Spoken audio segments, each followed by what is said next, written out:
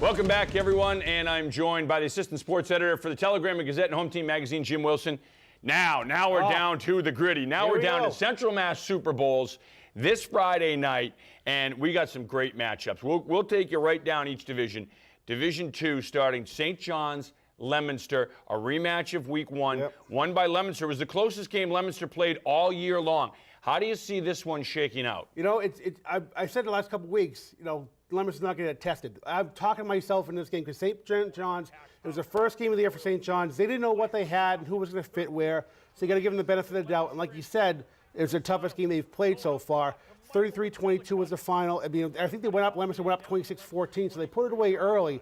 But St. John's is a different team now, and I think that's a big thing they're going to hang their hat on. They're more polished. But you know what, Leominster still. I mean, they've had it every week. We talk about these guys, how these guys should give them a shot, and it end up their stars are resting comfortably in the fourth quarter. This was a 4-point game. Late in that game, and there was a pass interference call, controversial depending on which side you're on. So I mean, this game was even closer than the 11 points. Shane Combs, running back for St. John's, has had a bunch of big weeks recently. Now, he transferred. His family moved in from St. Louis. So that was his first game in the St. John's offense. Now, he's got a year under his belt, knows this offense. He's been a beast for him. I think he could be a big factor in this game. Exactly. You know, and that's what he's one of the parts of the offense that are really clicking for him. Like you said, the first game he gets on the field for St. John's was against Leominster. Tough game with that defense to go up against and try to master that offense, that blur offense, and see what you can do.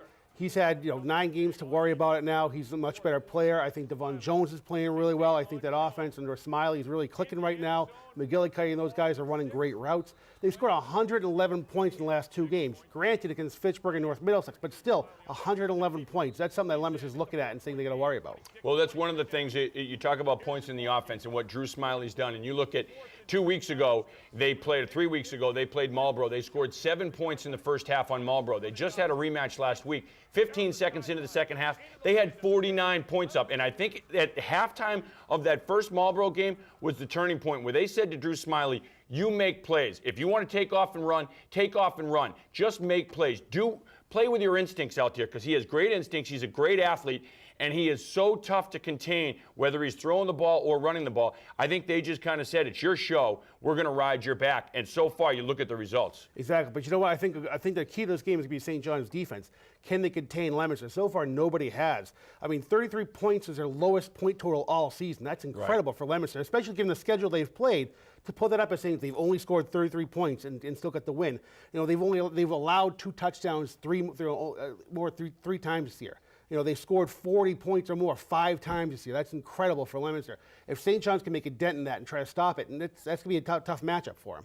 Now, what do you do if you're St. John's? Do you blitz Neil O'Connor? Do you drop back and spy Neil O'Connor? I mean, that's kind of the million-dollar question right here if you're St. John's. How do you put a parachute on this Leominster offense? That's the problem. I think a lot of people have that. 9 times people have asked that question. What do we do? Because that's obviously when you're playing Leominster, that's the first thing you're going to have to ask. Right. How do you stop Neil O'Connor? How do you contain him?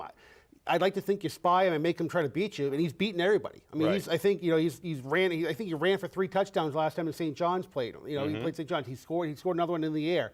He makes that place go. Right, and he said, his own words, O'Connor said, Jarrell Addo had his breakout game a week ago in Shrewsbury, 3 touchdown catches. So this offense may have just gotten even more confident and may have just gotten even better. Matt Banks is another valuable part of this offense. Underrated part of the offense. He's a big physical runner, and when you spread everyone out and you got your defense spread out, you hit Banks on a quick hitter up the gut. He's got to make one man miss or run him over, and you're talking about a big gain. You're talking about a 12, 15-yard gain. I think that's what's been a good aspect of this Leominster offense, because I think if people try to load up, and try to stop O'Connor, like you said, he's got Banks, he's got Mason Williams on a screen pass, something to make happen that can, like I said, if he makes one person miss, it's a first down. Right. And that's all it needs. Keep that drive going, keep that offense on the field. That's all Dave Palazzi really wants. Just keep that rhythm of the offense. Dave Palazzi, when he was the head coach at Millbury, used to have a sign over the locker room when you were leaving. Football in December. That was the goal then. It's still the goal now with Leominster. And until someone knocks them off, they are the #1 team,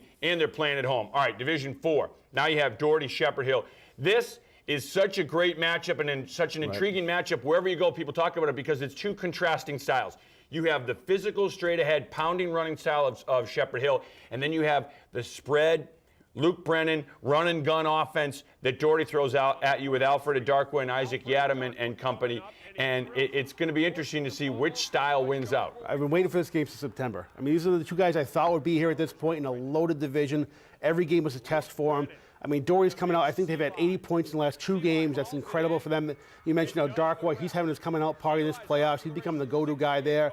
Because a lot of teams are spying on Isaac Yiadom and making him beat him. He's saying, "Well, that's great. Put 2 people on him. I'm a game breaker." And Alfred's doing a great job. He's really great rhythm with Brennan. Brennan's throwing his passes up. He's going up and get them. You mentioned, coming out parties. I think he's had one of the biggest stories in the playoffs right now. Yeah, and he had a huge one against Hudson last week. Darkwood did, and you and I were talking about it. I mean, his sport, maybe basketball, his first love. But I think you're going to see a lot of college football coaches come calling after Alfred Darkwood when this season's over. Come for Isaac, stay for Alfred. Yeah, there you go right there. Doherty defense for 6 turnovers against Hudson. So is this a team defensively then that can match up and stop this potent running attack of Shepherd Hill, which no one's been able to do? That's what you got to look at. Can they stop this smash mouth off? And I don't think they've played anybody. I mean, you look at that one game, the Holy Name is the obvious coordination right there with the double wing offense. They had to come from behind the second half to beat Holy Name. So does that mean that Doherty has trouble beating those smash mouth, pounding teams? I'm not sure, because conversely, Shepherd Hill has done really well against St. Peter Marion and one of those wide open offense teams. They won twice in two big games for them, so they can play up when they have to, and they've answered those questions. Can they stop those wide open teams? Jakari Carpenter may be a key for this Doherty team. Great running back, and he could be the X factor that keeps the chains moving. We talk about the rhythm there.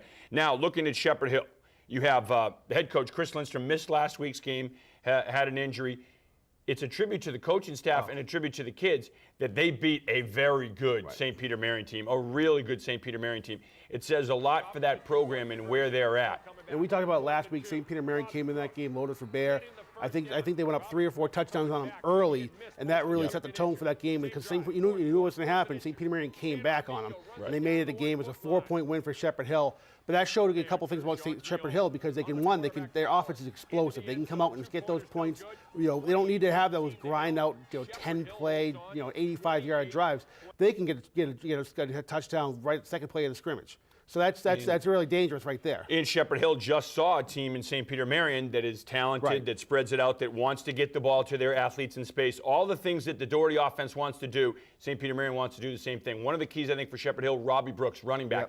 He's been out, missed a good stretch of this season. Came back, was a beast last week. And so now he takes a little bit of the pressure off of Tanner Amico, Drew Jean-Guillaume, and Brady Ravenel. So now you have guys are going to be a little fresher in the second half. You got Jake Gelb in there too. They just like pick your poison with Shepherd Hill, because we talked earlier about who do you stop on St. John's and Leominster. Shepherd Hill has that same problem, because they have any guy you can stop Jean-Guillaume, but then Ravenel comes out and runs for 2 touchdowns, and you don't know what happened. So that's just a loaded offense, and they like to pick each other up. I think behind that line, anybody's a star. Yeah, and they just got, with Brooks back, you get another bullet in the chamber too to use. Division 5, you got Northbridge and Bartlett. Northbridge is a team young in the skill positions, veteran up front, but now you've played a whole season. So now those sophomores, like Kobe Schofer, the quarterback, and some of the other skill guys, they're not sophomores anymore. Not at this point in the season. They're juniors. They've had a whole year. Right. And and Northbridge coming in confident. Like I said, they've been playing. That Tantascwa loss early in the season is such a distant memory for them. It's not even, bring it up is really, I think they're a much different team. Yeah, they've won 6 straight. They won 6 straight, including a 34-18 win over Bartlett. Yeah. So they know they can take Bartlett's best punch and come it down to it. But Bartlett's playing really well right now. So they're a different team too. But I think it's come down to Kobe Schofer just carrying that team. A young kid, sophomore quarterback, coming in. He had 7. Every touchdown he scored, he has some hand. He's either running for it or he's passing for it. I mean, he's a huge part of that offense. And I don't know if Bartlett has a guy that can put on him.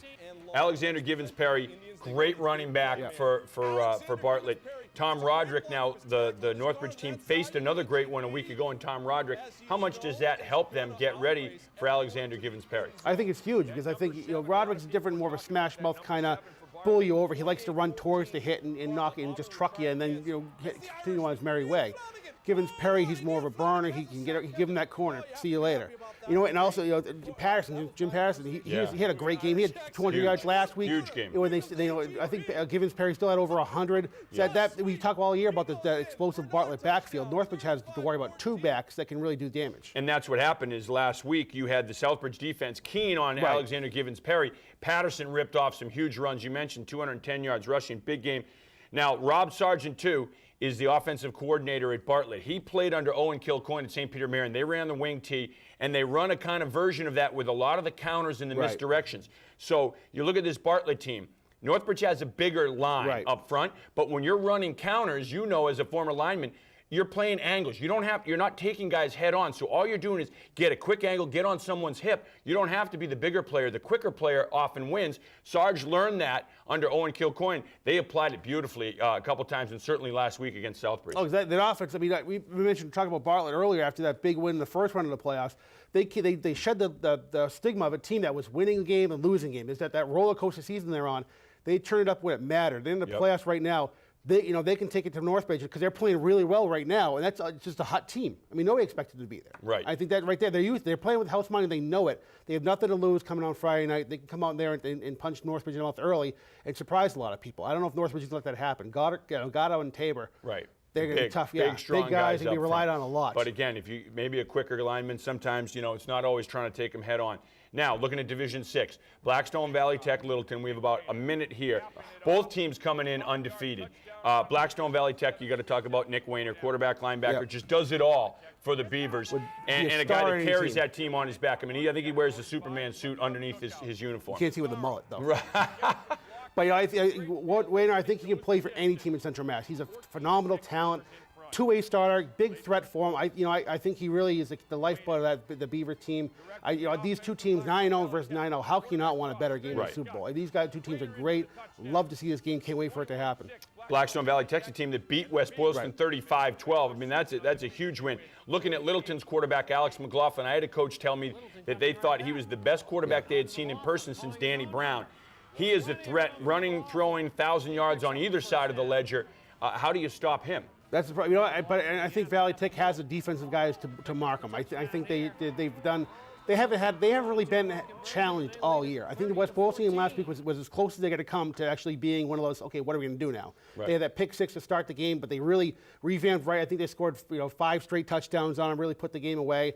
I mean, Valley Tech has been tested. They have the chip on the shoulder, playing in that tool belt conference. They know people are overlooking them all year. I think that's going to come out, and I think they're welcoming the challenge. It's one of those be careful what you wish for type things. So like I said, McLaughlin, he can take over a game really quick. And Wayner may, I'm sure, try to get a couple licks in on him on defense. They're going to know each other really well by Friday night. Quarterback crime. All right, Jim, thanks for joining us, and we'll talk next week, and we'll be able to talk about these great Super Bowls and then look ahead to the Central Mass and Western Mass matchups as well. More of the Frenzy Extra right after this.